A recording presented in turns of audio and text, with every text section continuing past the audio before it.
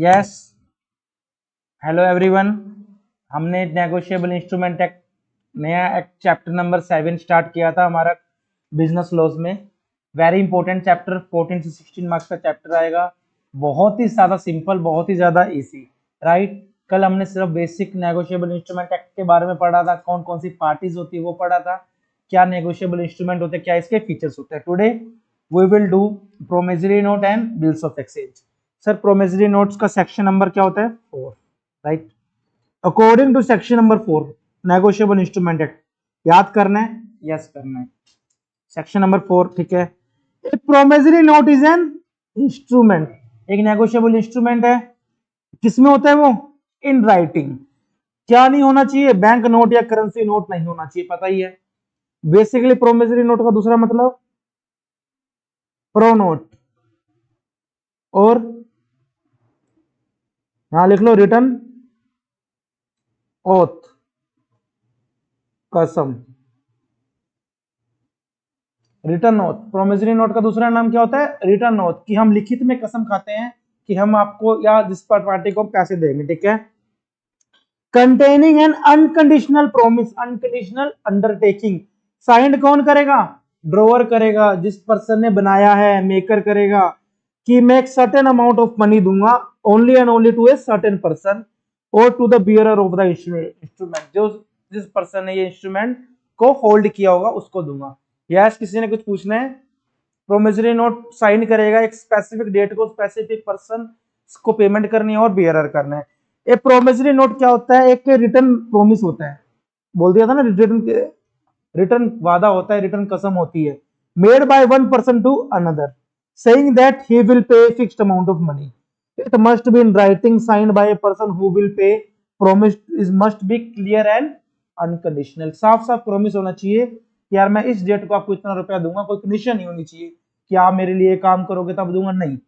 The money must be paid to a specific person or to a order or to the bearer of the note. ये देखो क्या है promissory note. A promise note is a document sign signifying a written promise to the issuer to pay specific amount of specific date. France का person था, 28 जुलाई 21 को promissory note लिखा, नीचे अपने साइन कर दिए। आई जॉय फिलिप्स, मैं जॉय फिलिप्स, ये कौन हुआ यहाँ पे? मेकर और ड्रॉवर। अब प्रोमिस करता हूँ टीम वेरिसन को, ये कौन हुआ? ड्रॉई, की एक सम दूंगा इस अमाउंट को इतना इंटरेस्ट के साथ, साइन हो जाएंगे, ठीक है। ये एग्जांपल है। पार्टी देखो कौन कौन होंगी, सिर्फ इसमें 2 पार्टी होगी, मेकर एंड पे। द पर्सन जो बनाता है उसको मेकर बोला जाता है, ही इज द डेटर होगा और साइन करेगा, मस्ट साइन करेगा, कंफर्म मस्ट साइन होने चाहिए। और पेई कौन होता है? जिस पर्सन को पैसा मिलता है। आ गया आपका डाउट पेई वाला? आपने बोला था पेई वो होता है जो पैसा देगा, जिसको मिलेगा वो होगा पेई, ठीक है। एसेंशियल कैरेक्टरिस्टिक्स पढ़े, बड़ा ही प्यारा, बहुत ही अच्छे ढंग से बनाया हुआ मैंने आपको। इसी एग्जांपल देखो, एसेंशियल कैरेक्टरिस्टिक्स पढ़ते हैं, कम ऑन। सबसे पहला क्या? Yes, first is sir promissory note must in writing. Oral promise भैया नहीं होना चाहिए। मैं कसम खाता हूं कि मैं लास्ट तक तुम्हारा साथ निभाऊंगा, सॉरी, मैं कसम खाता हूं कि मैं लास्ट तक तुम्हें पैसा दूंगा, इस डेट को पैसा दूंगा, नहीं। लिख के दे मुझे कि तुम मुझे पैसा इस डेट को दोगे, ठीक है।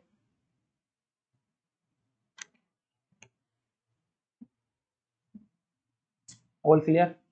Second, there must be an express और promise to pay. Express promise होना चाहिए कि भैया मैं आपको क्लियर कट प्रोमिस करता हूँ, वादा करता हूँ या करती हूँ कि इस डेट को मैं आपको पैसा इतने अमाउंट का दूंगा या दूंगी, ठीक है।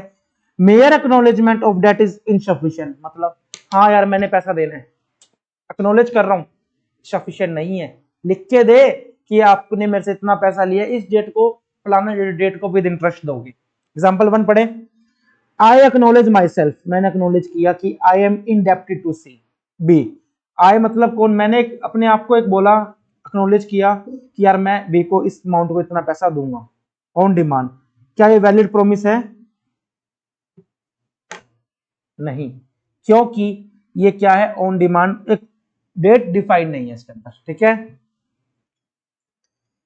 मिस्टर बी, ये क्या है? आई ओ यू मतलब आई ऑन यू, लिख लो यहाँ पे आई ओन यू ₹1000। मिस्टर बी बोला मिस्टर ए को, भाई मैंने तेरे को 1000 रुपए देने हैं, क्या ये प्रोमिसरी नोट है? क्या ये प्रोमिसरी नोट है? It must be in return में, नहीं एक्सप्रेस प्रॉमिस नहीं है तो नहीं है, बस क्या होता है, नहीं है मतलब there is no promise to pay, कोई प्रॉमिस नहीं है, एक्नॉलेजमेंट ऑफ डेट मैंने आपको एक पे देनी है। All clear? एग्जांपल से क्लियर हो रहा है? Third, promise must be definite होना चाहिए, डिफाइन होना चाहिए और अनकंडीशनल होना चाहिए, क्लियर कट होना चाहिए। इस डेट को दूंगा बिना किसी कंडीशन के दूंगा। Therefore instrument payable performance on performance contract happening और not happening is not the promissory note. मैं प्रखर आपको इस डेट को 1 लाख रुपए दूंगा, किस डेट को? 28 जुलाई को, लेट्स सपोज। क्या प्रोमिसरी नोट है?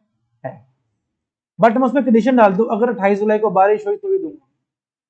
क्या ये प्रोमिसरी नोट है? नहीं। कंडीशन आगे ना, हैपनिंग और नॉन हैपनिंग, या हैपन होगा या बारिश होगी या बारिश नहीं होगी। कौन से इवेंट की? अनसर्टेन इवेंट की, या किसी भी इवेंट की प्रोमिसरी नोट नहीं बोला जाएगा। ठीक है। आई प्रोमिस टू पे बी, मैं बी को 500 रुपए दूंगा अगर मेरी मैरिज सी के साथ हो जाती है तो। सी अगर मेरे को शादी के लिए हाँ कर देती है तो मिस्टर बी, मैं आपको क्यों असर है अबे ओ मिस्टर बी को क्या बोला? भाई मैं तेरे को 500 रुपए दूंगा मेरी अगर सी से शादी हो जाती है। क्या इसमें कोई कंडीशन है? यस, इनवैलिड है, क्योंकि सी मेरे के साथ शादी करेगी या नहीं करेगी, नॉट हैपन। ये एक डिपेंड है अनसर्टेन इवेंट। कंफर्मेशन तो नहीं दे रही कि सी में शादी करूंगी। क्यों यश भाई, मिली कंफर्मेशन? नहीं मिली ना अभी तक। ठीक है। एग्जाम्पल 4 प्लीज पढ़ो। आई प्रोमिस टू बी, मैं बी को 500 रुपए दूंगा। कब दूंगा? जब डी एक्सपायर होगा। क्या ये प्रॉमिस है? डी कभी एक्सपायर नहीं होगा, सर्टेन है ना। तो है सी से शादी होगी, सर्टेन है।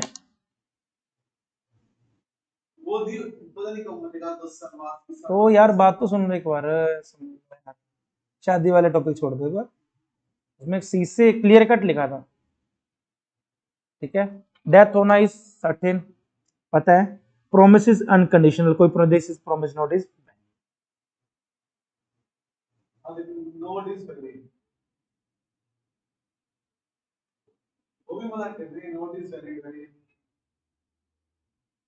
कौन मना कर रहे हैं भाई? कोई फूकिया है क्या? चलो, I promise to pay mister B on a date, D date, D अगर एक्सपायर होगा तो मैं बी को 500 रुपए दूंगा, प्रोवाइडेड दैट डी मेरे पास अच्छा खासा पैसा छोड़ के जाए।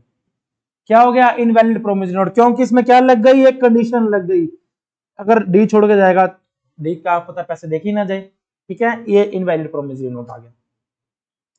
ए promise note must be signed by the maker otherwise it is incomplete. अगर जो कसम खाने वाला है, खाने वाली साइन ही नहीं करके दे रही डॉक्यूमेंट पे या दे रहा, तो मैं कैसे मान जू कि वो सच बोल रहा है या बोल रही है? ठीक है, means must be sign. Promise होना चाहिए क्लियर कट पे को, मनी होना चाहिए। क्या मतलब? ए ने आई प्रोमिस टू बी 500 रुपए दूंगा अगर मेरे को मेरा काला जो हॉर्स है 1 जनवरी को अगले हफ्ते मुझे वापसी दे दे। It is not a valid promise because it is delivered to black horse which is not the money. पैसा देगा तो ही माना जाएगा, कोई और चीज नहीं होनी चाहिए। कंडीशन सारी समझ में आ रही है? नोट्स बनाने की क्लास में कोई जरूरत नहीं है, चार्ट बनवाने की, बहुत सिंपल है। Promise to pay certain sum, एक स्पेसिफिक सम दूंगा। I promise to B mister B 500 रुपए और अदर सम विच सारे ड्यू हुए हैं। Provisionary note is invalid because it amount is not certain. क्या मतलब? पारस से मैंने 1 लाख रुपए लिए हुए थे, पारस में आपको 1 लाख रुपए दूंगा प्लस जितना बकाया जो हमने पास्ट में मैंने आपसे लिया सारा दूंगा। क्या कोई सर्टेन अमाउंट है? नहीं। क्लियर कट सर्टेन अमाउंट होनी चाहिए। ठीक है। I promise to mister B 500 रुपए अलोंग विद इंटरेस्ट 12%। क्या वैलिड है? सर्टेन है, वैलिड है। All clear? पढ़ने से समझ में आ जाएगा ये। द मेकर और पेई मस्ट बी सर्टेन होना चाहिए, डेफिनेट होना चाहिए, डिफरेंट पर्सन होना चाहिए, पता ही है। प्रोमिसरी नोट में कितनी पार्टी होती है? 2 पार्टी, ड्रॉवर और पेई।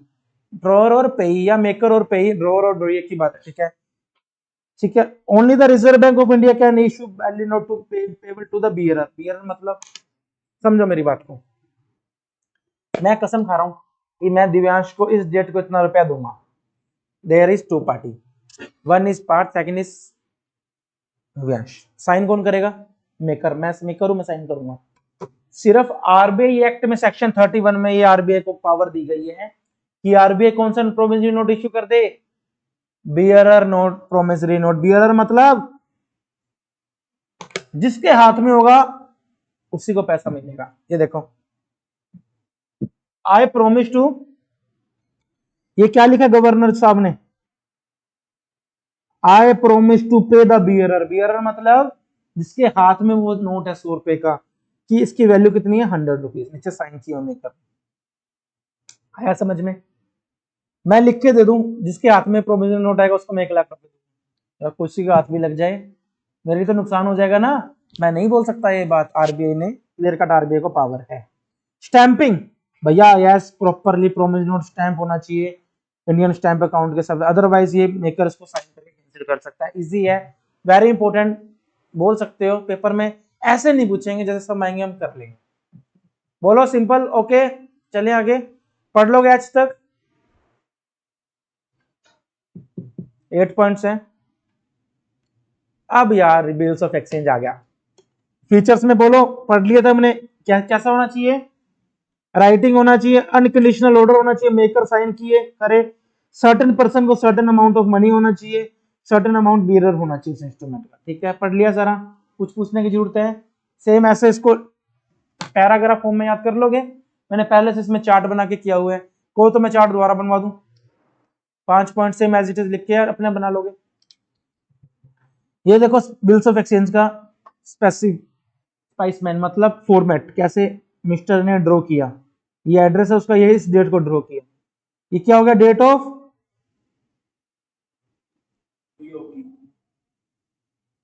Of maker, date of making, इस डेट को मैंने बनाया। 10,000 रुपए लेने 4 month after due date, 4 month ये मसला ना 30 मंथ्स का है, तो 30 मंथ नहीं 90 डेज का होता है, वैसे इसमें एग्जांपल के लिए लिखा हुआ है। मैं इस डेट को मिस्टर बी मुझे पे करेगा कितने रुपए का, to mister C, signature mister A. ठीक है, आगे समझ में? इसमें इंडोर्समेंट का बेसिकली ये कि सी मिस्टर बी को पे कर दियो इस डेट को, मैंने इंडोर्स कर दिया उसको। ठीक है,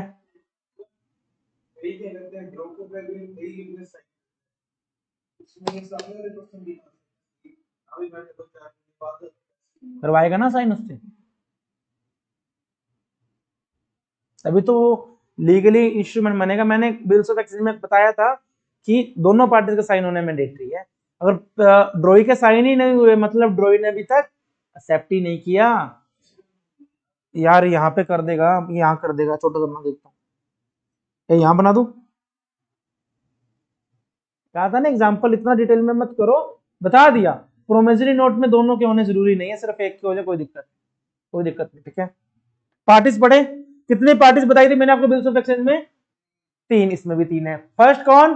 ड्रॉअर, सेकंड ड्रॉई, थर्ड पे। ड्रॉअर कौन होता है? जो चेक लिखता है, जो बिल्स ऑफ एक्सचेंज लिखता है। कैसे? मैंने बिल्स ऑफ एक्सचेंज लिखा, मिस्टर ए कौन था? Paras, you are the drawer in our accountancy class, Yash is the drawee. Yash पैसे, जिसको भी पैसे देगा वो पे, तो वो पैसे आपको देगा तो आप पे ही बन गए, आप पे भी हो, आप ड्रॉअर भी हो। आपने एंडोर्स दिव्यांश को कर दिया तो वो दिव्यांश को पैसे देगा, दिव्यांश कौन हो गया? सही। तीनों चीज कर लोगे, कराने की जरूरत नहीं अंदर से, पर जरूर लेना, बहुत सिंपल लैंग्वेज में मैंने बनाया हुआ है। अब कैरेक्टरिस्टिक्स देखो यार, must be in writing, express order होना चाहिए, डिफाइन होना चाहिए, डेफिनेट होना चाहिए, अनकंडीशनल होना चाहिए, must sign, drawer must sign the instrument, drawer pay must be certain, clear cut पता होना चाहिए कौन है, all the 3 party not necessary the 3 person, कोई जरूरी नहीं है कि 3 पर्सन होने चाहिए, 2 पर्सन होके भी 3 पार्टी बन सकते हैं। कैसे?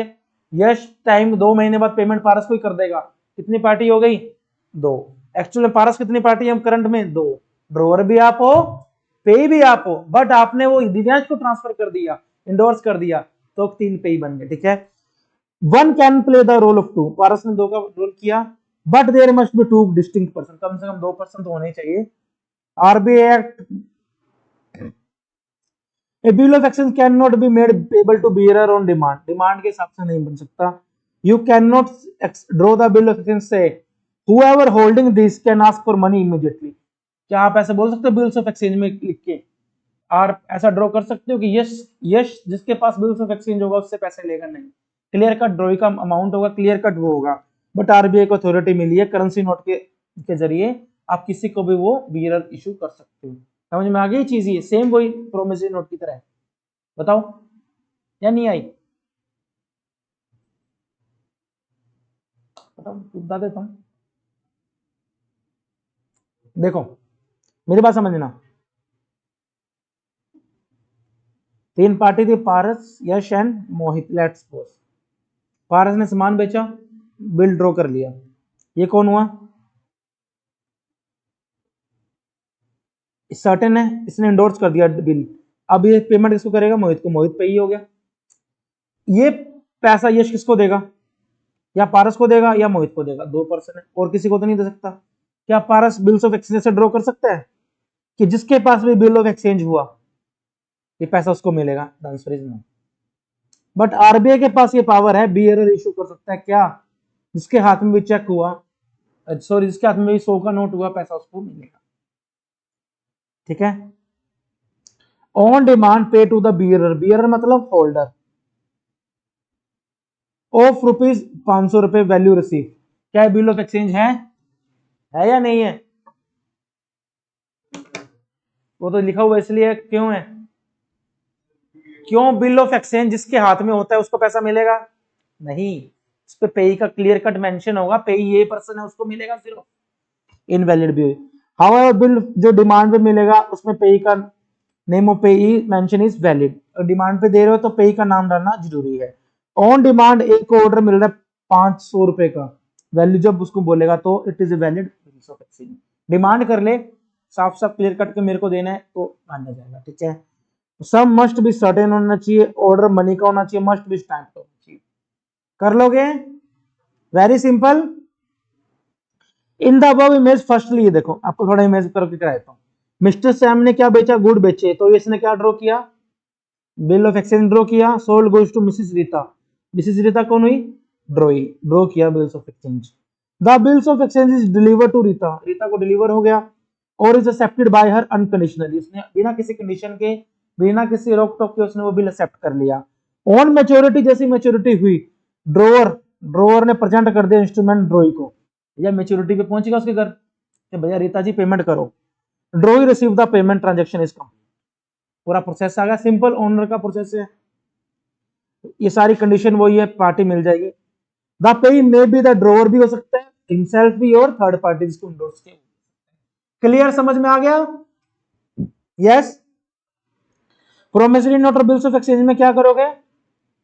डिफरेंस होमवर्क में करोगे। कर लोगे होमवर्क में? बोलो। वेरी सिंपल, या करवाऊं?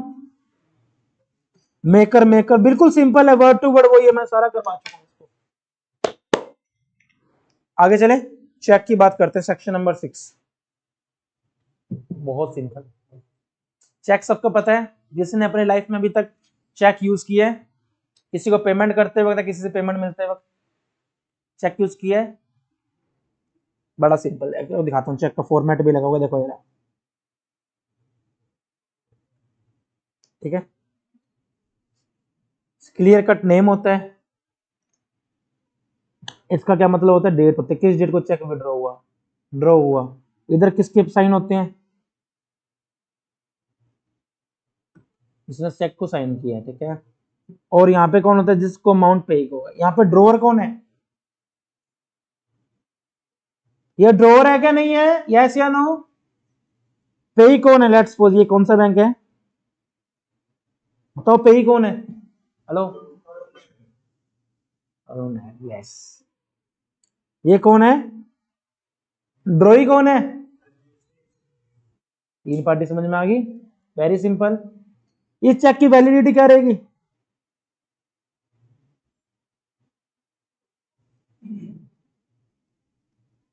छब्बीस तारीख की सुबह सुबह ये चेक क्या हो जाएगा? स्टेल हो जाएगा, एक्सपायर हो जाएगा। नॉर्मल बात है, पता ही है। चलो, वो तो किसी में भी नहीं होता। कहाँ होता है? कहाँ होता है? मैंने बताया था कुछ होता है ऐसे।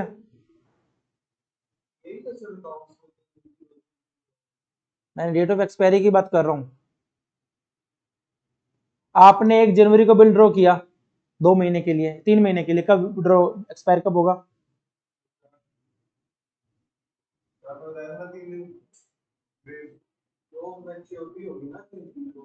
यार कंफ्यूज ना हो, डेट ऑफ एक्सपायरी तो 1/4 होगी ना। मैं 30-31 मार्च उसके ऑफिस पहुंच जाऊंगा, भाई चेक दे दे, बिल्स वगैरह वो दे देगा, फिर मैं जाके डिपॉजिट करूंगा, 3 दिन की मैच्योरिटी तब मिलेगी। वो अलग चीज थी, वो चीज सही थी, वो डेट ऑफ मैच्योरिटी की बात थी। एक्सपायरी में कभी मैंने नहीं बताया भाई, ना अकाउंट्स में ना लॉ की क्लास में 4 डेज की एडिशनल मिलेगी। आगे समझ में? चलो चेक की डेफिनेशन पढ़ते हैं। चेक क्या होता है? चेक क्या है? एक bills of exchange, as it is black वाली लाइन आपने नोट्स में बनानी है सेक्शन नंबर 6 करके। ये चेक क्या है? एक बिल्स ऑफ एक्सचेंज है जो ड्रॉन होता है ऑन स्पेसिफाइड बैंकर। ड्रॉन किसने किया? मिस्टर ए ने। स्पेसिफाइड बैंकर मतलब drawee HDFC bank. And not express to be payable otherwise than on demand.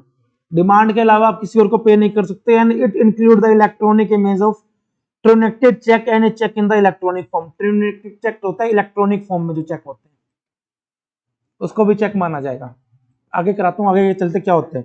ये cheque is a special type of bill of exchange which is return on specific bank. Specific bank में लिखूंगा।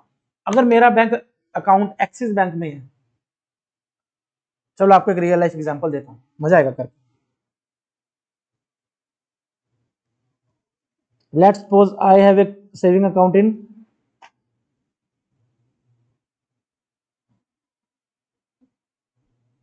प्रखर Jindal is doing, let's suppose, internship. He is doing internship under me, मेरे under ये काम सीख रहे हैं। एंड आई हैव टू पे स्टाइपेंड टू हिम, मुझे इसको स्टाइपेंड पे करना है। 10,000 रुपीज मैंने को स्टाइपेंड दिया। इसका बैंक अकाउंट कहता सर मेरा तो एचडीएफसी में है, मैंने 10,000 की पेमेंट करनी है, बताओ मुझे क्या करना पड़ेगा? क्या मुझे एचडीएफसी में अकाउंट खुलवाना पड़ेगा? क्यों? पेमेंट कैसे क्लियर होगी आपकी? हाउ? जिस अकाउंट में ड्रॉवर का अकाउंट हो उस अकाउंट का ही चेक बनेगा। मेरे पैसे किसमें पड़े हैं?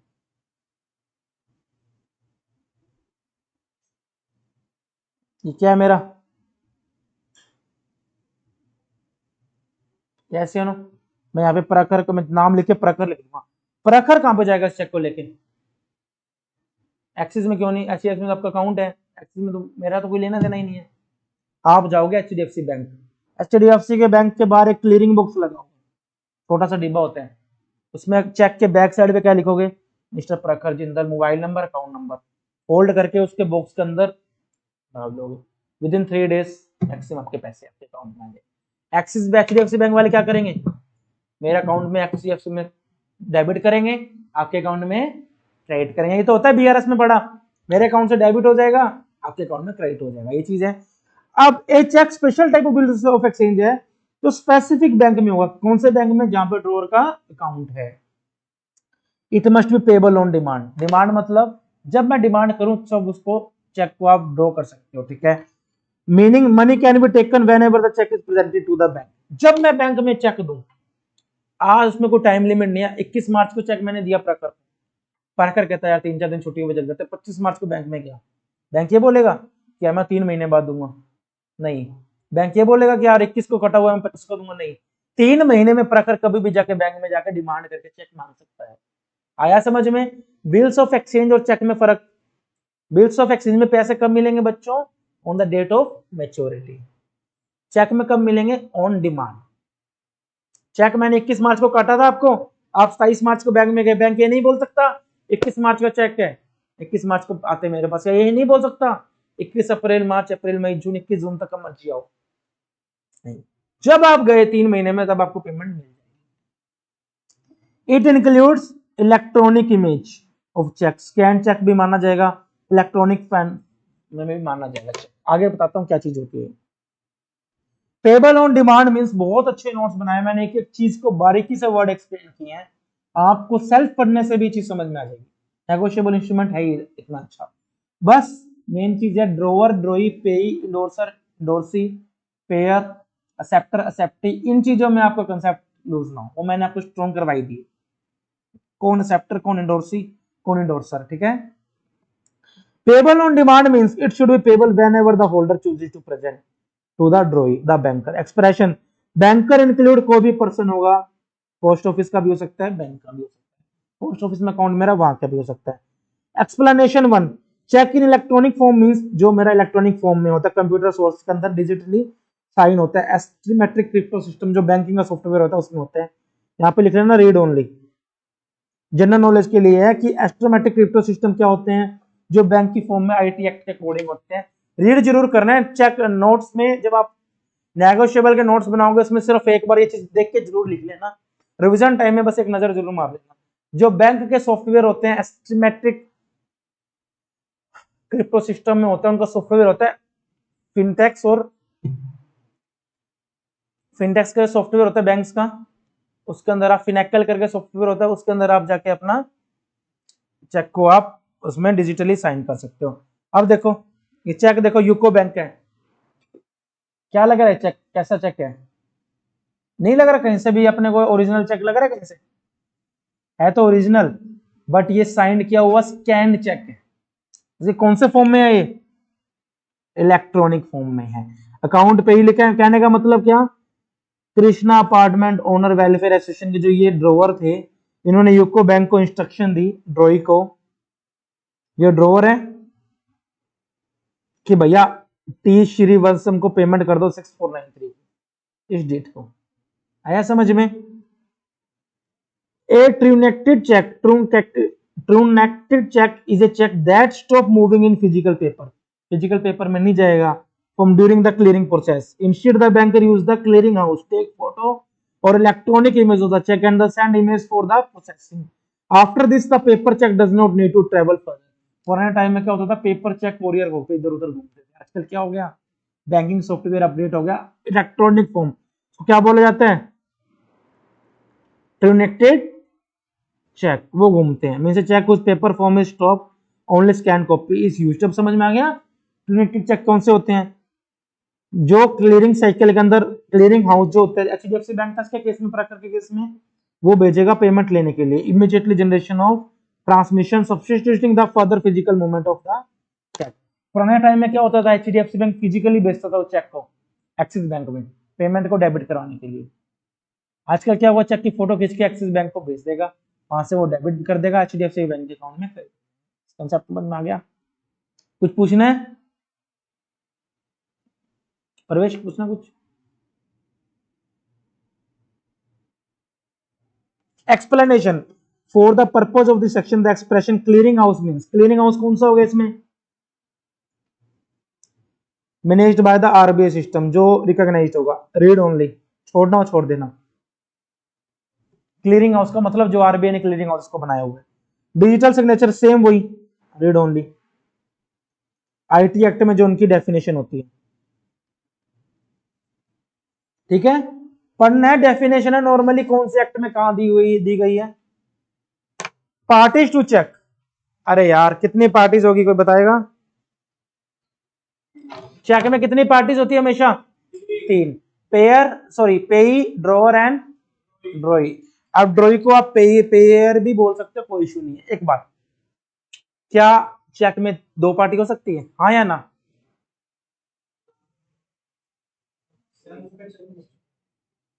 मुझे कैश विड्रॉ करना है, मुझे खुद के लिए पैसा विड्रॉ करना है, मैं गया एक्सिस बैंक में, लाइन में खड़ा हो गया, वोचर स्लिप भरी, चेक काटा सेल्फ के नाम से, ड्रॉवर भी मैं हूं, पे भी मैं हूं, हो सकता है, बिल्कुल हो सकता है। पैसे विड्रॉ करने के लिए आगे समझ में 3 पार्टी होती है मेन, कौन कौन सी, ड्रॉवर, जो पर्सन चेक साइन करेगा, make the debtor his liabilities primary और अनकंडीशनल। ड्रॉई कौन होगा चेक में, स्पेसिफिक बैंक जिसके फेवर में चेक होगा।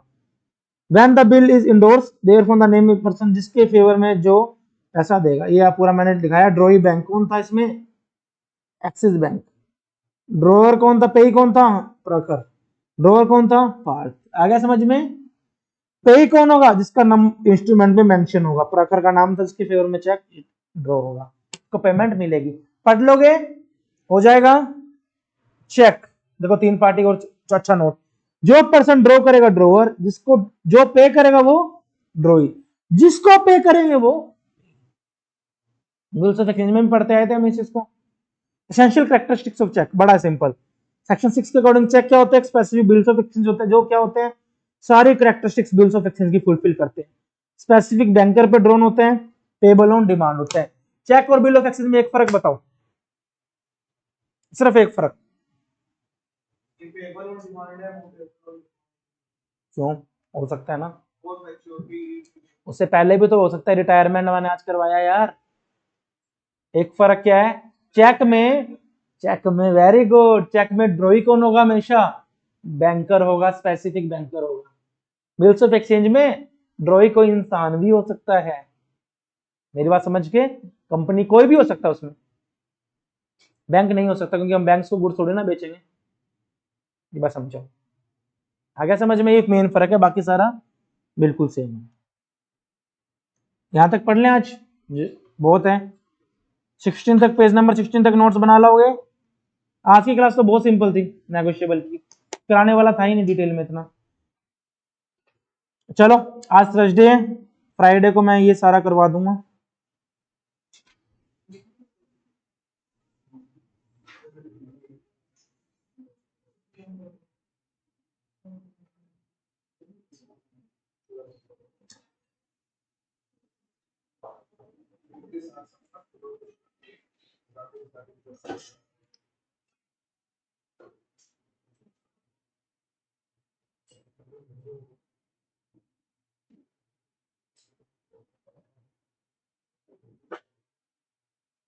बच्चे प्लीज प्लीज इधर आओ, क्वेश्चन नंबर 4 को इंपोर्टेंट मार्क करो। इंपोर्टेंट क्या, होमवर्क मार्क करो। रमा ने एग्जीक्यूट किया प्रोमिसरी नोट कि मैं तेरे को आई प्रोमिस टू पे सम ऑफ ₹10,000 आफ्टर 3 मंथ, 3 महीने बाद 10,000 रुपए आपको मैं पे करूंगी। तो क्या प्रोमिस के वैलिड है या नहीं, अपने हिसाब से कर लेना, क्या वैलिड है, आपको क्या लगता है?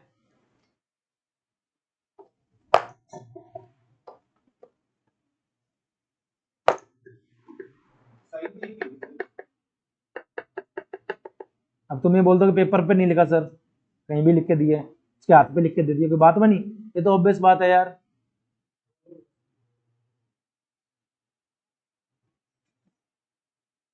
पढ़े, the promissory note is unconditional promise in writing in the above question, it is certain, amount is certain, but date and name of the pay is missing. बड़े ध्यान से समझो, मैं पे कर दूंगी, मैंने लिखा था तीनों पार्टी सर्टेन होनी चाहिए, प्रोमिसरी दोनों पार्टी, किसको पे करेगी, कौन सी डेट को पे करेगी, डेट भी तो मेंशन नहीं है, 3 मंथ्स कब, क्या कब, कौन सा डेट बता मेरे को, मेरी बात समझो, आ गया समझ में? तो ये इनवैलिड प्रोमिसरी नोट हो गया, वैलिड मत कराना, क्लास में करवा दिया, ठीक है। होमवर्क अच्छे से कर लेना, नोट्स बना लेना अच्छे से, नेगोशिएबल के नोट्स प्लीज बना लेना।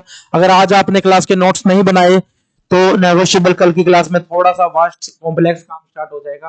अब मैं थोड़ा और डिटेल में जाऊंगा नेगोशिएबल में, जो हमारा कॉम्प्लिकेटेड पार्ट है वो कल की क्लास से स्टार्ट होगा। अभी तक मैं इजी पार्ट पढ़ाया, अगर आपने नेगोशिएबल के नोट्स नहीं बनाए अभी तक, प्लीज बना लो, आगे चैप्टर टफ हो जाएगा, फिर आपको बोलोगे सर समझ में नहीं आ रहा।